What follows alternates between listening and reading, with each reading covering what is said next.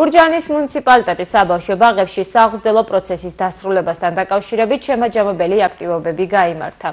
ქალაქ გურჯაანის მეოთხე ბაღის აღსასწრებლებმა საქართველოს ჰიმნი შეასრულეს, ნახატები გამოფინეს და სხვადასხვა უნარ-ჩვევებისა და გონების განმავითარებელ თამაშებში მშობლებთან ერთად მიიღეს მონაწილეობა.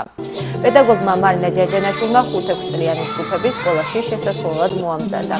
პრეზენტაციით აჩვენეს, რომ ისინი უკვე ცნობენ ამბანს, იციან ანგარიში და მზად არიან სასკოლო განათლების მისაღებად.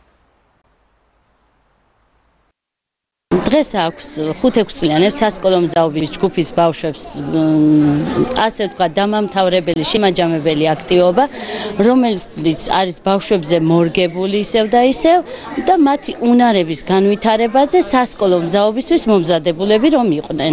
ცოტა გული წყდება, რომ ბაღს ვამთავრებ და მოგვენატრება ჩვენი მასწავლებელი და ჯგუფელები.